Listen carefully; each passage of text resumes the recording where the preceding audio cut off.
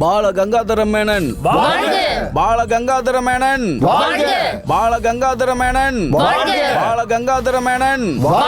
போராடுவோம் போராடுவோம் தீமையை எதிர்த்து போராடுவோம், லட்சியத்தை அடையும் வரை போராடுவோம், போராடுவோம் போராடுவோம் தீர்வு கிடைக்கும் வரை போராடுவோம், போராடுவோம் போராடுவோம் தீர்வு கிடைக்கும் வரை போராடுவோம், தொண்டை கிழே கட்டி கிடைக்கும் வரை போராடுவோம். கவலைப்படாத வேலை இதா. என் கட்சியில இருக்கிற உங்க 2 பேரையும் செக்ரட்டரி பதவியில இருந்து தூக்குனாலும் ஜெனரல் செக்ரட்டரியா திரும்பவும் உங்களை உயர்த்துவேன். இது எல்லாமே முதலமைச்சரோட வேலைதான். நாம அதுக்கு ஒரு முடிவு எடுத்தே ஆகணும். சரியா சொன்னீங்க. இப்படியே போச்சுன்னா மேடன் சாருக்கும் திவாகர் சாருக்கும் மந்திரிங்கிற பதவி மட்டும் தான் இருக்கும். அதிகாரம் முதலமைச்சருக்கு போயிடும். இது நம்ம குரூப் அழிக்கிறதுக்கான முயற்சி.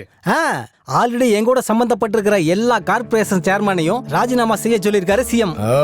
அதுக்கு அவர் பதவியில இருக்கணும்ல. வாய்ப்பே கிடையாது. அதெல்லாம் நடக்காது. பேசாம அவர் ராஜினாமா பண்ணிட்டு போட வேண்டியதுதான். அரசியல்ல முங்கி முத்து எடுத்து எங்கிட்டயா மோதுறாரு. துரோகம் பண்ணி காலை வாரி விட்டு இந்த இடத்துக்கு வந்திருக்காரு தெரியுமா? இல்ல சார், அப்படி முதலமைச்சர் சொல்லுவாருன்னு சொல்ல வந்த அவ்வளவுதான். இது வரைக்கும் சோதனைனா என்னன்னு தெரியாத நம்ம ஐயாவுக்கு எவ்வளவு பெரிய சோதனை வந்திருக்கு பாத்தீங்களா? கொஞ்சம் யோசிக்க. என்ன யோசிச்சுன்னா நான் ஒண்ணு மட்டும் தான் சொல்லுவேன். முதலமைச்சர் அவராஜன் ராஜினாமா செய்யணும். அதுக்கு பதிலா மேனன் சார் முதலமைச்சர் ஆகணும். நான் முதலமைச்சர் ஆனதுல இருந்து இதை கேட்டுக்கிட்டு இருக்கேன். முதலமைச்சர் ராஜினாமா பண்ணணும், முதலமைச்சர் ராஜினாமா பண்ணணும். ஆமா, இப்பவும் அதுதான். முதலமைச்சர் ராஜினாமா செய்யணும். நான் கன்வின்ஸ் பண்ணி வெறுத்துட்டேன். சொந்த கட்சியிலே இப்படி ஒரு போராட்டம். எதிர்கட்சியை இதை பத்தி பேசல. எதிர்கட்சி இப்படி பேசவும் மாட்டாங்க. மரியாதைக்குரிய கல்வித்துறை அமைச்சர் மேனன் சார், நீங்க இந்த மந்திரி சபையோட ஆளா இல்ல எதிர்கட்சி ஆளா? எனக்கும் அந்த சந்தேகம் இருக்குங்க. நான் என்ன இந்த மந்திரி சபையில தான் இருக்கேனா? இல்ல, எனக்கும் என் குரூப்புக்கும் நீங்க பண்றதை வச்சுதான் கேக்குறேன். சொல்ல விரும்புறேன். முதலமைச்சர் ராஜினாமா பண்ணணும். நீ கொஞ்சம் உட்காரியா, மேனன் பேசட்டும். நான் ஒரு விஷயம் சொல்லணும். சிஎம் ராஜினாமா பண்ணணும் நான் சொல்ல வரல. ஆனா என்னைக்கு ராஜினாமா பண்ணுவாரு நான் தெரிஞ்சுக்கணும். ராஜினாமா பண்ண போறோம். அப்பதானே நீங்க பதவிக்கு வர முடியும். அதுல என்ன சந்தேகம்? 25 வருஷமா எம்எல்ஏவா இருக்கிறவன், பல சூழ்நிலைகளை சமாளிச்ச மந்திரியா இருந்தவன், முதலமைச்சரா இருக்கிறதுக்கு இந்த அளவு விட எனக்கு தான் தகுதி இருக்கு. அத நீ மனசுக்குள்ளேயே வச்சுக்க. இவ்வளவு அவதூறா கேஸ் இருக்கிற ஒரு ஆளு இந்த தமிழ்நாட்டுக்கு தேவையே இல்ல. என் மேல கேஸ் தான் இருக்கு. ஆனா முதலமைச்சர் உட்பட பல மந்திரிகள் மேல இருக்கிற கேஸுக்கு ஆதாரமே என்கிட்ட இருக்கு, தெரிஞ்சுக்க. ஐயா நிறுத்துங்க. இப்படி நீங்க மாறி மாறி ஒருத்தர் மேல ஒருத்தர் கேஸ் எவிடன்ஸ் பேசிக்கிட்டு இருந்தா லாபம் யாருக்கு? எதிர்கட்சிக்கு. இன்னும் ஒரு தடவை எதிர்கட்சி அதிகாரத்துக்கு வந்துட்டா தமிழ்நாடு பெங்கால் மாதிரி ஆயிடும். அப்புறம் நம்மளால ஒன்னும் பண்ண முடியாது. அப்ப போராட்டம் பண்ணி ஒன்னும் பண்ண முடியாது. நம்ம எல்லாருமே ஜனங்களை நல்லா ஏமாத்துறவங்க. நம்ம ஒருத்தருக்கு ஒருத்தர் சண்டை போட்டுக்காம இருந்தா கடைசி வரைக்கும் நம்மளே ஆட்சி செய்யலாம். அதனால முதலமைச்சர் தற்போது ராஜினாமா செய்யணுங்கிற முடிவை இப்போயே விட்டுருங்க. நீங்க என்னதான் நியாயம் சொன்னாலும் முதலமைச்சர் ராஜினாமா பண்ணிதான். இதை தவிர உனக்கு வேற எதுவுமே சொல்றதுக்கு இல்லையா? இதுக்கப்புறம் இந்த பிரச்சனை தொடர்ந்துகிட்டே இருந்ததுன்னு வைங்க, அப்புறம் ஓனான் எடுத்து வேட்டிக்குள்ள விட்டு. இங்க பாருப்பா, இது எல்லாத்தையும் நியூஸ் பேப்பர்லயும் மீடியாலயும் போட்டு கெட்ட பேர் வாங்கி கொடுக்கணும்னு நினைச்சா இது எல்லாத்தையும் ஹை கமாண்டர் கிட்ட சொல்ல வேண்டியிருக்கும். சும்மா இந்த பூச்சாண்டி காட்டுற வேலை என்கிட்ட வேண்டாம். என் குரூப்புக்கு ஹை கமாண்டர் நான் தான். வாங்க. இத பாரியா, ரொம்ப நாளைக்கு ஜாலியா இந்த சிஎம் சீட்ல ஒட்டிட்டு இருக்கலாம்னு மட்டும் நினைக்காத. உன்னை ராஜினாமா பண்ண வச்சுட்டு தான் நான் அடங்குவேன்.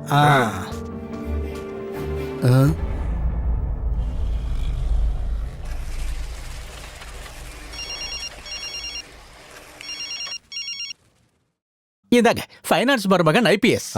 என்னப்பா? நீ உடனே திவாகர் கெஸ்ட் ஹவுஸ்க்கு வந்துரு. சரி, உடனே வந்துடுறேன்.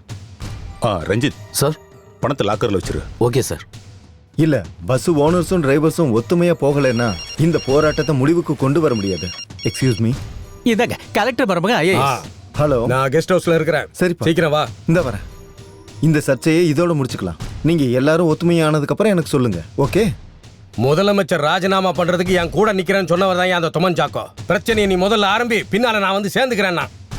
இப்ப வந்து முதலமைச்சருக்கு சப்போர்ட் பண்ணி பேசிட்டு இருக்கான். இல்லன்னா அந்த ஆளு எப்பயோ பதவி விட்டு ஓடி இருப்பான். நாய்க்கு வேலையும் இல்ல, நிக்கிறதுக்கு நேரமும் இல்ல அப்படின்னு சிஎம் சொல்லுவார்னு சொல்ல வந்தேன். மேனன் சார் சிஎம் ஆவார்னு நான் கண்ட கனவெல்லாம் எல்லாம் கைவிட்டு போயிடுச்சு. அப்படி இல்ல ஜோசப்பண்ணா, கைவிட்டு போன நிறைய காரியங்களை நம்ம சாதிச்சிருக்கோம். உங்களோட கனவு நடக்கும்.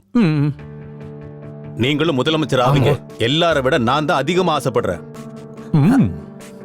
கேட்டியாயா திவாகர்? என் பின்னாடி பல பேர் இருந்தாலும் கூட என் பலமே இவங்க தான் மருமகனுங்க. இந்த ஐபிஎஸும் இந்த ஐஏஎஸும் இது வரைக்கும் என் பேச்சை இவங்க மீறினதில்ல. நானும் இவங்க பேச்சை கேட்டுதான் நடந்திருக்கேன். இல்லப்பா, இந்த சிஎம் ராஜினாமா பண்ணலன்னா உங்க குரூப் கட்சியை விட்டே வந்துட வேண்டியதானே? இந்த கட்சியை விட்டு விலகணும்னு நினைச்சா இந்த கட்சியில இருக்கிற ஒருத்தனையும் நம்ப முடியாது. சரியா சொன்னீங்க. இங்க இருக்கிற திவாகர் சார் மந்திரி பதவி விட்டு வரமாட்டாரு. வருவீங்களா என்ன? இல்ல அது வந்து தெரியும். எப்ப எவன் காலா வருவான்னு எனக்கும் நல்லாவே தெரியும். புரிஞ்சுக்க. என்ன தவிர. அப்பா ஒரு நிமிஷம் வாங்க. ம்? நாம கட்சியை விட்டு விலகிறது முட்டாள்தனம். சிஎம் ராஜினாமா பண்றதுக்கான சூழ்நிலையை உருவாக்குவோம். நீங்க என்ன பண்ணாலும் சரி சிஎம் ரிசைன் பண்ணணும். நான் அவ்வளவுதான் சொல்லுவேன். உனக்கு என்ன தோணுது? நம்ம ஊர் காலேஜுக்கு எதிராக மாணவர்கள் போராட்டம் நடந்துகிட்டு இருக்கு. ஆமா. அந்த போராட்டம் கல்வித்துறை அமைச்சருக்கு எதிராக தான் நடந்துகிட்டு இருக்கு. அந்த சிஎம் அப்பாவை அடிக்கிறதுக்காக போட்ட பிளான் தான் அது. அந்த போராட்டத்தை பிரச்சனையா மாத்தணும். அடா, என்னெல்லாம் பாதிக்கும்? நான் முழுசா சொல்றேன் கேளுங்க. போராட்டம் பண்ற மாணவர்களை நாம போலீஸை வச்சு அடிச்சு விரட்டணும். முதலமைச்சர் கட்டுப்பாட்டுக்குள்ள கல்வித்துறை இருக்கிறதுனால போராட்டம் அவருக்கு எதிராக மாறும். அப்புறம் தமிழ்நாடு முழுக்க நடக்கிற மாணவர்கள் போராட்டத்துல சிஎம் திணறுவாரு. உங்க ஐடியா பிரமாதமா இருக்கு. ஆனா சிஎம் சொல்றதானே போலீஸ் கேட்பாங்க. ஆமா. நான் சொன்னா கேட்கிற போலீஸ்காரங்களும் இருக்காங்க ஜோசப் அண்ணா. ஏஎஸ்பி ஹர்ஷன் எனக்கு ரொம்ப வேண்டப்பட்டவர். நம்ம மீனுக்குட்டிக்கு பார்த்த மாப்பிள்ளன்னு சொன்னான்ல. Hello sir, how are you sir? Yes, புரியுது சார்.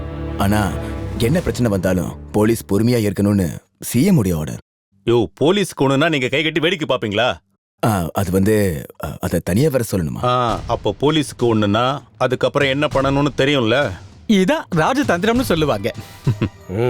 போராடுவோம் போராடுவோம் போராடுவோம் போராடுவோம். மாணவர்கள் ஜெயிக்கும் வரை போராடுவோம். மாணவர்கள் ஜெயிக்கும் வரை போராடுவோம். போராடுவோம் போராடுவோம் போராடுவோம். யாரும் பப்ளிக் நியூசன்ஸ் பண்ண கூடாது. ஜெயிக்கும் வரை Go back. போராடுவோம். மாணவர்கள் ஜெயிக்கும் வரை போராடுவோம். பிரிஞ்சு போயிடுங்க. போராடுவோம் போராடுவோம் போராடுவோம் போராடுவோம். Police go back. Police go back. Police go back. Police go back. Police go back. Police go back.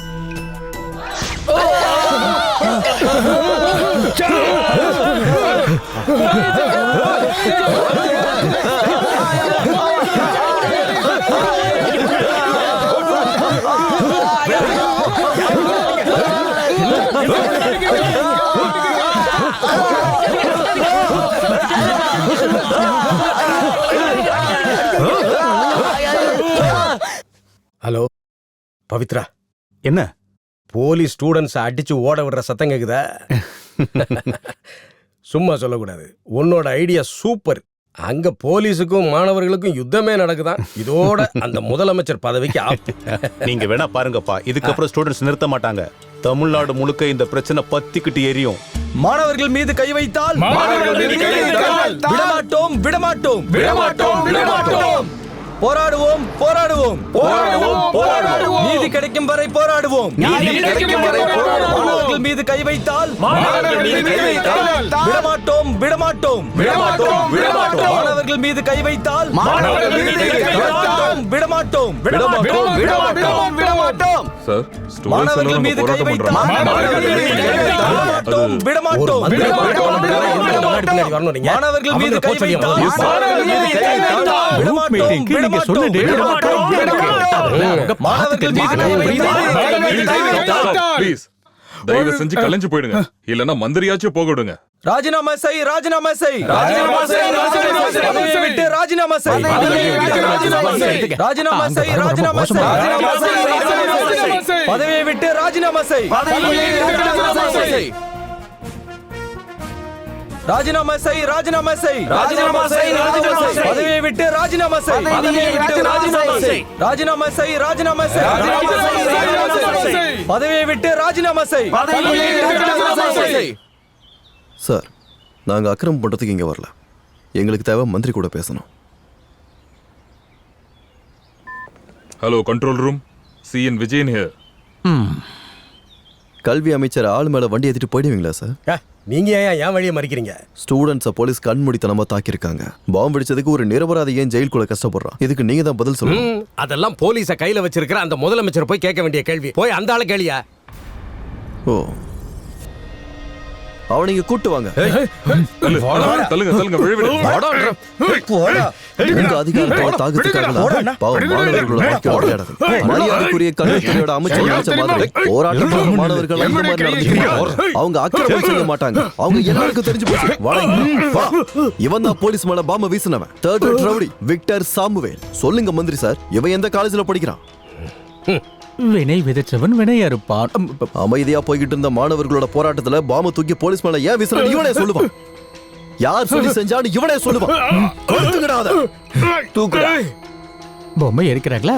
ராஜினாமா செய், ராஜினாமா செய், ராஜினாமா செய், ராஜினாமா செய், பதவியை விட்டு ராஜினாமா செய், பதவியை விட்டு ராஜினாமா செய், ராஜினாமா செய், ராஜினாமா செய், ராஜினாமா செய், ராஜினாமா செய், சொல்றல. பதவியை விட்டு ராஜினாமா செய், பதவியை விட்டு ராஜினாமா செய், பதவியை விட்டு ராஜினாமா செய், பதவியை விட்டு ராஜினாமா செய், பதவியை விட்டு ராஜினாமா செய், பதவியை விட்டு ராஜினாமா செய், பதவியை விட்டு ராஜினாமா செய், ராஜினாமா